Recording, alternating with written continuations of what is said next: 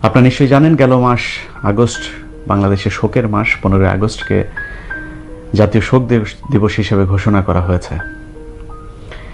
যদি আওয়ামী লীগ এবং এর সর্বোচ্চ নেতা শেখ হাসিনার কাছে এটা হচ্ছে অত্যন্ত সুখের একটি দিন, কারণ এই দিনেই শেখ মুজিবুর রহমানের মন্ত্রিসভার 19 জন মন্ত্রী একেবারে 15 আগস্টের দিনই খন্দকার মোস্তাকের মন্ত্রিসভায় যোগ দিয়েছিলেন এবং পর্যায়ক্রমে শেখ মুজিবের মন্ত্রিসভার 39 জন সদস্য খন্দকার মুস্তাকের সাথে হাত মিলিয়ে মন্ত্রী হয়েছিলেন।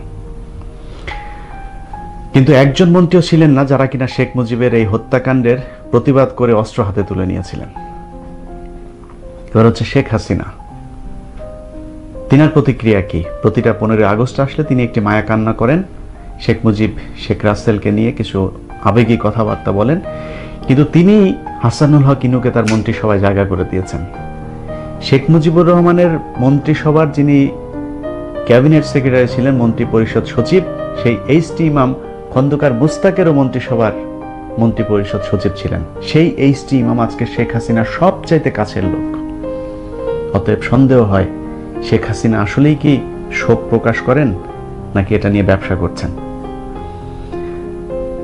আজকে যদি তিনার কষ্টই লাগতো তাহলে যেই মানুষটা যে বিষয় নিয়ে কষ্ট পেয়েছে সেটার অভিজ্ঞতা যেহেতু তার আছে, সেটা নিয়ে তার সবচেয়ে বেশি খারাপ লাগবে। শেখ হাসিনা তার পরিবারের সদস্যদেরকে হারিয়েছেন, তিনি নিশ্চয়ই চাবেন অন্য কোনো মানুষ যেন এ ধরনের কষ্ট আর না পায়। পুরো বাংলাদেশে আজকে 15 আগস্টের পুনরাবৃত্তি হচ্ছে। অসংখ্য পরিবারের মানুষ গুম হয়েছে, খুন হয়েছে শুধুমাত্র রাজনৈতিক বিরোধিতার কারণে। কি দোষ ছিল ইলিয়াস আলীর? কি দোষ ছিল চৌধুরী আলমের?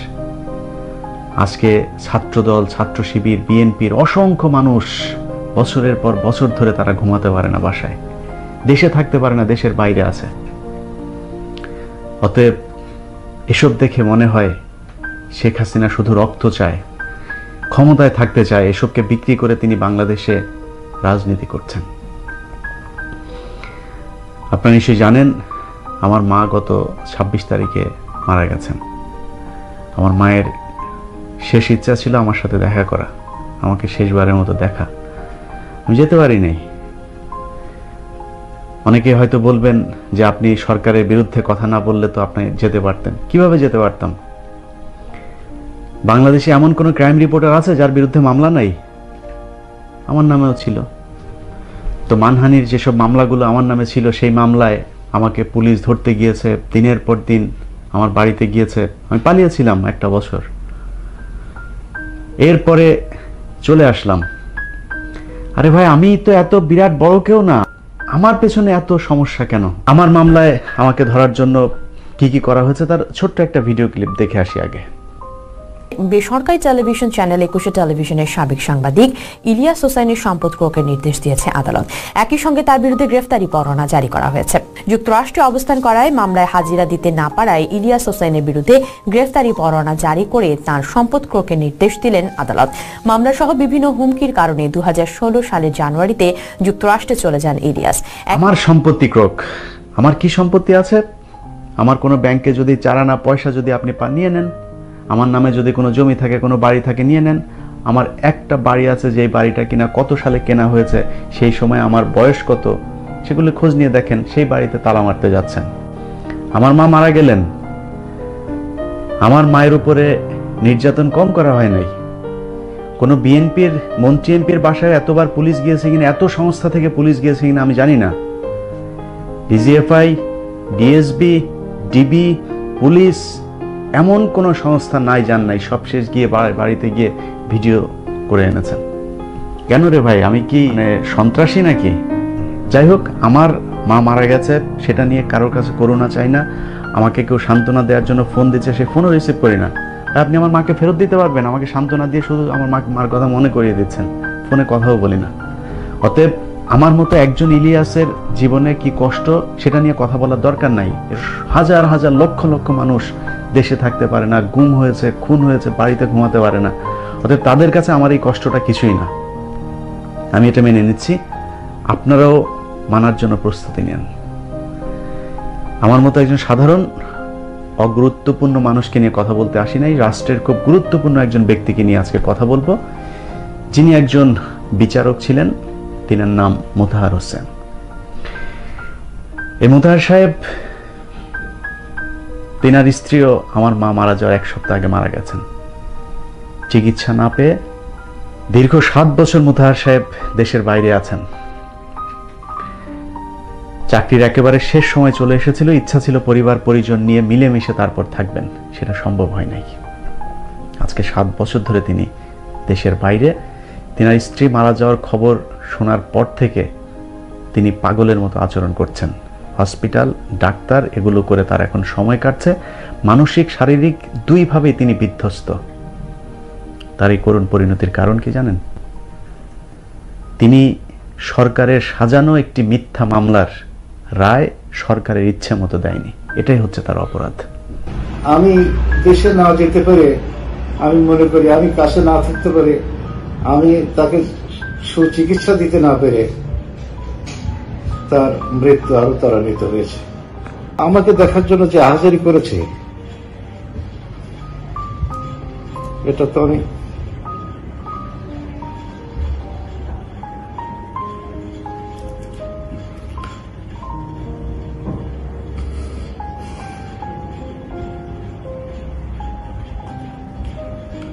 তো বলতে পারবো না।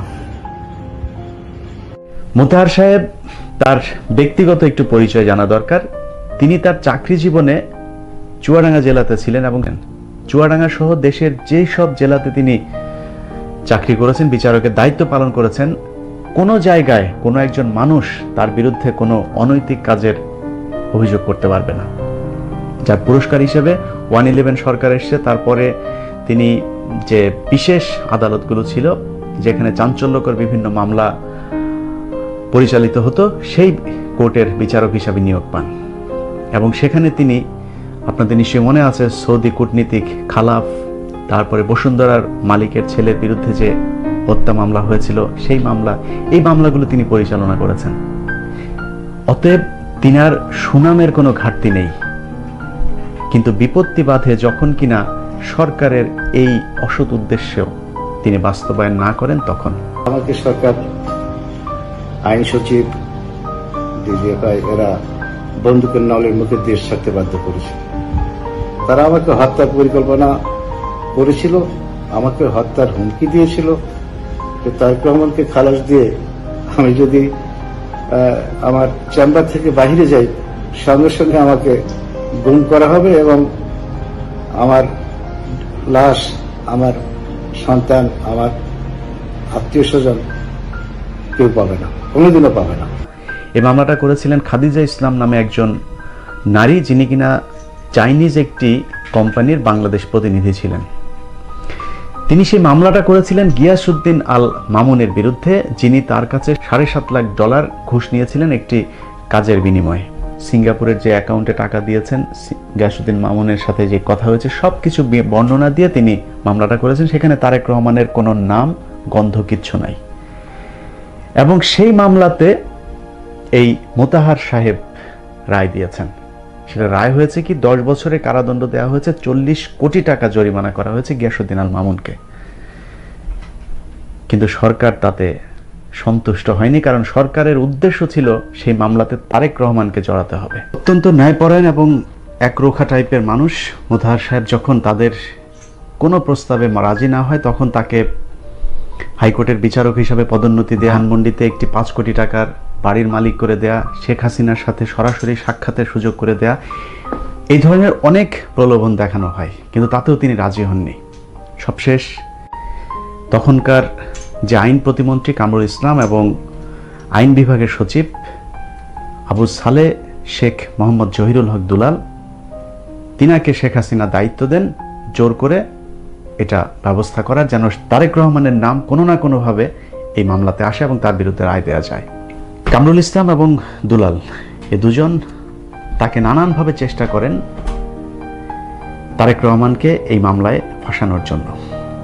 যখন তাদের এই মিশন সাকসেস হয়নি, তখন তারা করেন কি, তাকে প্রধান বিচারপতি তখনকার এবিএম খায়রুল হকের বাসায় নিয়ে যান।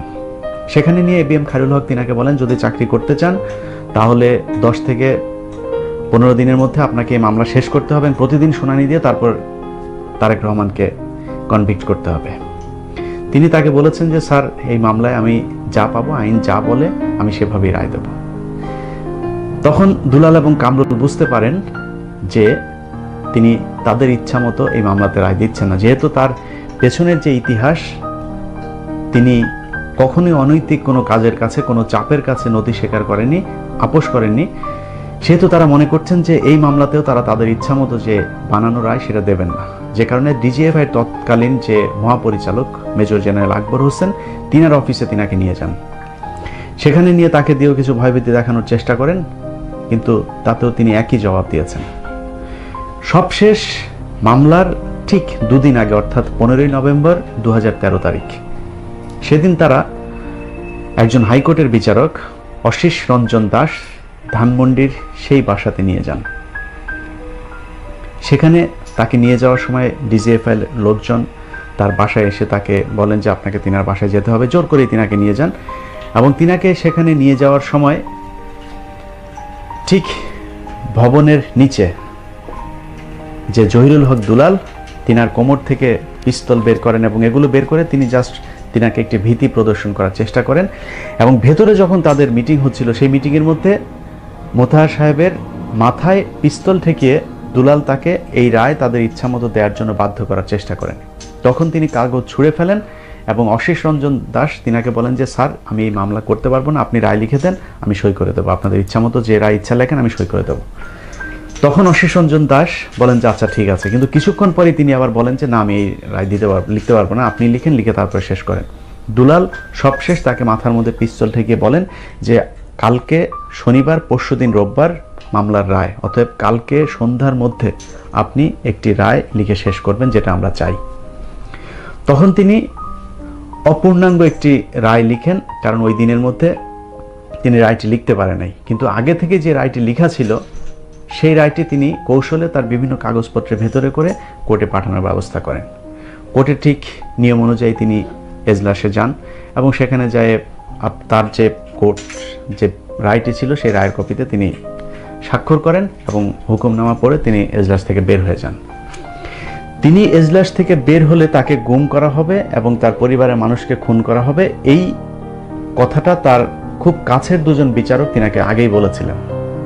যে কারণে তিনি এজলাস থেকে বের হয়ে 4 দিনের ছুটিতে তিনি চলে যান অজ্ঞাত স্থানে। সেদিন আদালতে যখন রায়টি তিনি স্বাক্ষর করে তারপরে বের হয়ে যান, সেই রায়ের কপিটি সেখানে স্থানীয় যেসব আওয়ামী লীগের নেতাকর্মীরা যারা আগে থেকেই সেখানে ছিল তারা ছিনিয়ে নেয়। ছিনিয়ে নিলে অজ্ঞাত স্থানে বসে মোতাহার সাহেব তার স্টেনোকে ডিটেকশন দিয়ে তারপরে তিনি সেই রায়টি আবার সংযোজন করেন সেই রাতেই। এর 4 দিন পরে তিনি যথারীতি তার কাজে যোগ দেন। কিন্তু সেদিন থেকে 1 মাস 13 দিন পর মোতাহার সাহেবের রিটায়ারমেন্টে যাওয়ার কথা, অর্থাৎ 2013 সালের 31শে ডিসেম্বর তিনার চাকরি শেষ। এর মাঝখানের যে সময়টা, এই সময়টাতে তিনি নানানভাবে গোয়েন্দা সংস্থার লোকজনের কাছে জানতে পারেন যে 31 তারিখে তিনি যখনই অফিস থেকে বের হবেন তারপরে তাকে গুম করা হবে। যে কারণে তিনি 30 তারিখ পর্যন্ত অফিস করেছিলেন এবং 30 তারিখে তিনি রিটায়ারমেন্টে যত কাগজপত্র ছিল সব তিনি স্বাক্ষর করে তারপরে চলে যান। কিন্তু এই ঘটনাটাকে শেখ হাসিনা, এমনকি এরশাদ, এমনকি আওয়ামী লীগের বড় বড় সব নেতারা সংসদে পর্যন্ত মিথ্যাচার করে বলেছেন যে মোতাহার সাহেব 17 তারিখে রায় দিয়েছেন এবং 17 তারিখে রায় দিয়ে তিনি মোটা অঙ্কের টাকা তারেক রহমানের কাছ থেকে নিয়ে তারপর অজ্ঞাত স্থানে চলে যান, অথচ তিনি 30 তারিখ পর্যন্ত ডকুমেন্টেড অফিসে চাকরি করেছেন। আমি যখন মালয়েশিয়া আসার কিছুদিনের মধ্যেই বাংলাদেশের সমস্ত মিডিয়া আমার বিরুদ্ধে জঘন্যভাবে মিথ্যাচার শুরু করলো। এই মিথ্যাচারের মধ্যে যেমন লন্ডনে আমার নাকি একটা স্ত্রী আছে, আমার নাকি সেখানে একটা সন্তান আছে, সেখানে নাকি আমার প্রাসাদ সমান একটা বাসা আছে, আমার সন্তান কোন অভিজাত কলেজে লেখাপড়া করে। অথচ এই যে অভিযোগটা দিল, আমি তো কোনোদিন আমি লন্ডন যাইনি বা লন্ডনে আমার ভিসাও আমার ছিল না। স্বয়ং পার্লামেন্টে প্রধানমন্ত্রী আমার বিরুদ্ধে বলে যে দেশে কি করে আইনের শাসন কায়েম করব, তারিক রহমানের বিচারক একটা মামলা রায় দিল, সে তো রায় দিয়ে রাতে রাতে পালিয়ে গেল। একই কথা তোফায়েল সাহেব উনি টক শোতে বলেন, একই কথা প্রেসিডেন্ট এরশাদ উনিও পার্লামেন্টে আমার বিরুদ্ধে কথা বলেন, শেখ সেলিম আমার বিরুদ্ধে কথা বলেন। এরপর 30 তারিখের পর থেকে যখন কিনা তার পিছনে গোয়েন্দা সংস্থার লোকজন লাগতে শুরু করে এবং তাকে খোঁজার চেষ্টা করে, তখন তিনি মালয়েশিয়া পালিয়ে যান। 7 তারিখে সেখানে যাওয়ার পর গোয়েন্দা সংস্থার যেসব লোকজন আছে তাদের অস্তিত্ব তিনি টের পান এবং পাওয়ার পর সেখান থেকে, যেহেতু তার কোনো দেশের ভিসা ছিল না, তিনি পোর্ট এন্ট্রি ভিসা দেশ হিসাবে নেপালে তিনি যান। এবং এই ঘটনাগুলো যে সবকিছু রয়ের সাজানো ছিল সেটা প্রমাণিত হয়। নেপালে যখন যায় তখন ডিজিএফআই রয়ের লোকজন সেখানে তাকে এবং তিনার ছেলে তিনার সাথে ছিল সেখানে আটকায়। আটকানোর পর নানানভাবে সেখানে নেপালের লোকজনের সহায়তায়, যে তারা ট্যুরিস্ট হিসাবে এখানে ঘুরতে এসেছেন এবং অন্যান্য ট্যুরিস্টদেরকে তিনি খুব চেঁচামেচি করে তখন বলতে থাকেন যে দেখো এই যে নেপালে তোমরা আসছো, নেপালে এই অবস্থা, ভারতীয় গোয়েন্দা সংস্থার লোকজন এখানে আমাদেরকে এই ধরনের উত্ত্যক্ত করছে, এই দেশে কেউ আসবে না। তখন নেপালের লোকজন নিজেদের যে সুনাম সেটাকে অক্ষুণ্ণ রাখতে তাদেরকে আবার প্লেনে উঠিয়ে মালয়েশিয়াতে পাঠিয়ে দেন। এই হচ্ছে মূল ঘটনা এবং সেটাকে কেন্দ্র করে এখন বলা হয় যে তারেক রহমান মানি লন্ডারিং করেছে। FBI থেকে গিয়ে তারপরে CIA থেকে গিয়ে তারপরে তার বিরুদ্ধে সাক্ষী দিয়ে এসেছে। এখন সাক্ষী কি দিয়েছে? সাক্ষী দিয়েছে হচ্ছে গিয়াসউদ্দিন আল মামুনের এখানে সিঙ্গাপুরে অ্যাকাউন্ট আছে এবং সেই অ্যাকাউন্টে বাংলাদেশ থেকে তারপরে টাকা ট্রান্সফার হয়েছে। সেটা তো বিচারক মোতাহার সাহেব নিজেই বলেছেন যে সেটা আছে। FBI তো নিজে থেকে আর কোনো বাড়তি কোনো কথা বলে নাই, বরং শেখ হাসিনা চেয়েছে FBI-কে সেখানে ইনভলভ করতে, যে এই যে দেখো বাংলাদেশের তারেক রহমানের খুব কাছের একজন মানুষ সিঙ্গাপুরে এখানে জঙ্গি কার্যক্রম পরিচালনা করবার জন্য তিনি টাকা ট্রান্সফার করেছেন। তিনি দেশের কথাও চিন্তা করেননি, বাংলাদেশের মুসলমানদের কথাও চিন্তা করেননি, সেখানে এই FBI-কে ইনভলভ করেছেন। কিন্তু তিনারা এই আমেরিকার মতো দেশে FBI যেই মামলা নিয়ে কাজ করছে, যেটা নিয়ে তদন্ত করছে, যেই খবর আমেরিকার বাংলা যতগুলো পত্রিকা আছে তার সবচাইতে প্রভাবশালী যে পত্রিকা, যেটা একমাত্র টাকা দিয়ে কিনতে হয়, এখানকার সব বাংলা পত্রিকায় ফ্রি, শুধুমাত্র একটা পত্রিকা টাকা দিয়ে কিনতে হয়, সেটার নাম হচ্ছে ঠিকানা। সেই পত্রিকাতে একেবারে প্রথম পৃষ্ঠায় বড় করে জয়ের $300 মিলিয়ন যে দুর্নীতি, সেই দুর্নীতির খবর উঠে এসেছে। সেটা নিয়ে তো কোনো কথা নেই। যদি FBI শুধুমাত্র সাক্ষী দেওয়ার কারণে যে হ্যাঁ আমরা গিয়াসউদ্দিন আল মামুনের এই অ্যাকাউন্টে এই টাকা পেয়েছি, এটা সাক্ষী দেওয়াই যদি প্রমাণ করে যে তারেক রহমান মানি লন্ডারিং করেছে, তাহলে জয়ের এগুলো কি?